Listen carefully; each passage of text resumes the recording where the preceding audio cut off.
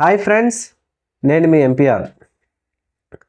2024 సార్వత్రిక ఎన్నికల్లో ఎన్డీఏ సంకీర్ణ ప్రభుత్వంలో భాగస్వామ్యమైనటువంటి తెలుగుదేశం ప్రభుత్వం మన రాష్ట్రంలో అధికారం చేపట్టిన తర్వాత వారు చేస్తున్న పనులన్నీ రాష్ట్ర ప్రజలందరూ గమనిస్తూనే ఉన్నారు. అలాగే ప్రతి నియోజకవర్గంలో ఎమ్మెల్యే కావచ్చు, టీడీపీ సానుభూతి పరులు కావచ్చు, టీడీపీ నాయకులు కావచ్చు, లోకల్లో రెడ్ బుక్ రాజ్యాంగాన్ని అమలు చేస్తున్నారని చెప్పేసి ఇప్పటికే ప్రతిపక్ష పార్టీకి సంబంధించిన నాయకులందరూ మాట్లాడుతూనే ఉన్నారు. ఇవి రోజు టీవీలో కూడా వస్తూనే ఉన్నాయి. అలాగే రాష్ట్రంలో ఎంతోమందిని కొట్టి ఆ గ్రామాల నుంచి ప్రజలను తరిమేశారు. అలాగే మాజీ ఎమ్మెల్యేలు, మాజీ మంత్రుల ఇళ్ల మీద దాడులు చేశారు, వాళ్ళ కార్లు పగలగొట్టారు. అలాగే ఎంతోమందిని చంపారు. వినకొండ, నంద్యాలలో చాలామందిని ఇలా చంపడం, ఇలాంటివన్నీ మనం చూస్తూనే ఉన్నాం. దానికి తరువాత కొన్ని చోట్ల చిన్న చిన్న ఉద్యోగాలు చేసుకునే వారిని కూడా వారికి ఉన్న అధికారాలతో వీరిని తీసి పక్కన పడేసి మన వాళ్ళని పెట్టుకోవాలనే ఉద్దేశంతో ఒక స్కూల్లో ఉన్నటువంటి వంట మనిషిని తీసేయడంతో ఆ వంట మనిషి హైకోర్టుకి వెళ్ళి తెలుగుదేశం పార్టీకి అక్షింతలు వేయించింది, ముటక్కాయలు లేపించింది హైకోర్టు వారి చేత. ఇది ఎక్కడో ఒకసారి మీ దృష్టికి తీసుకొచ్చే ప్రయత్నం చేస్తాం. అది ఎక్కడే అంటే నెల్లూరు జిల్లా సర్వేపల్లి. మీకు ఐడియా ఉండి ఉంటుంది.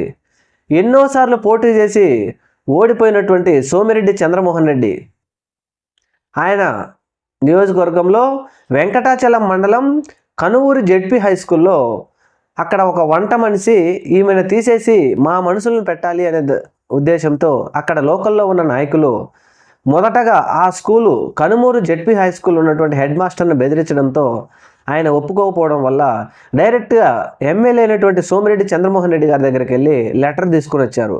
ఇదేమో లక్షలు సంపాదించే ఉద్యోగం కాదు, పేద పిల్లలకు మధ్యాహ్నం పూట అన్నం వండి పెట్టే ఒక వంట మనిషి ఉద్యోగం అది.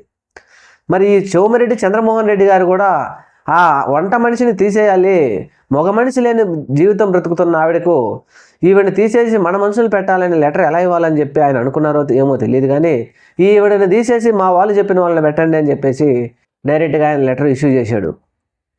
లెటర్ ఇష్యూ చేసిన తర్వాత ఇంకేం చేస్తారు, కనుమూరు జెడ్పీ హై స్కూల్కు ఈ లెటర్ రావడంతో అక్కడ ఉన్న హెడ్ మాస్టర్ ఆగమేఘాల మీద ఈ పాస్ చేసేసి ఆవిడను తీసేసి అమ్మా నిన్ను తీసేయమని ఆర్డర్ వచ్చినాయి, నిన్ను తీసేస్తున్నామని ఆవిడకి చెప్పడంతో ఆవిడ లబో దిబో అంటూ ఎంతమంది కాళ్ళు మొక్కినా ఏం చేసినా ఆవిడను కనుకరించలేదు ఈ తెలుగుదేశం పార్టీ నాయకులు.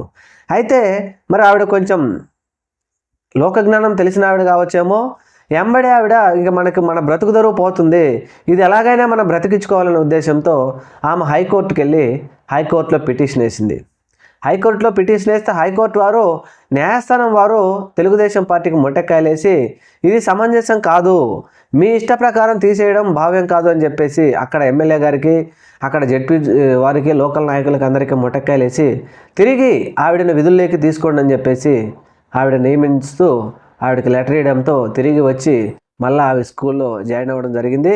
ఇలాంటి పనులు చేయడం వల్ల తెలుగుదేశం పార్టీ ఇంకా దిగజారిపోతూ ఉందే కానీ వీటి వలన పేదవాడిని ఆదుకున్నామనే మంచి పేరు అయితే ఎక్కడా రాలేదు. ఇలాంటి చేయడం వల్ల మనకు ఓటు వేసేవాడు కానీ మన మీద ఉన్న సానుభూతి పనులు కూడా ఇంకా పేదవాడి పొట్ట కొడుతున్నారా, వీళ్ళని మనకు వద్దురా అనే ఉద్దేశంలో వెళ్తారు. కానీ అది మనవాడైనా పగవాడైనా ఒక ముద్ద అన్నం పెట్టి సహాయం చేసేవాడిని దేవుడు అంటారు. కానీ ఇలాంటివిగా ఈ విధంగా కక్షలతో లేకపోతే కక్షలు ఇంకొకటితో పేద ప్రజలను బలవంతంగా ఏదో చేయాలనుకుంటే మాత్రం అది ప్రభుత్వం ఇప్పుడు అధికారం ఇచ్చారు కాబట్టి ఈ 5 సంవత్సరాల మీద నడుస్తుంది. ఆ తర్వాత మళ్ళా అధికారం మారిన తర్వాత అప్పుడు పరిస్థితులు కూడా ఆలోచించుకోవాలి. అందువలన చంద్రమోహన్ రెడ్డి గారు కూడా నాకు తెలిసిన ఐడియా ప్రకారం 5 సార్లు ఆయన ఓడిపోయినట్టు 6వసారి గెలిచినట్టున్నారు. అందువలన ఆయన ఒకేసారి ఈయనకు అధికారం రావడంతో ఆయన ఈ విధంగా ఏమైనా ప్రవర్తిస్తున్నారా ఏమో అనిపిస్తూ ఉంది. చూద్దాం మరి రాబోయే రోజుల్లో ఇలాంటి ఇంకా ఎన్ని చేస్తారో. ఇప్పటికైతే చాలా జరిగినాయి, ఇలాంటి జరుగుతూనే ఉన్నాయి. మీ దృష్టికి అన్నీ తీసుకొచ్చే ప్రయత్నం చేస్తూనే ఉన్నాం. మరి ఇప్పటికైనా ఇలాంటి కోర్టు వారు ముటకాయలు వేశారు కాబట్టి ఎక్కడైనా ఇలాంటి పేదవారిని ఇలా చేయడం మాత్రం పొరపాటు, ఇలాంటి చేయొద్దని చెప్పి కోరుకుందాం. Thank you. మన ఛానల్ని తప్పకుండా సబ్స్క్రైబ్ చేయండి.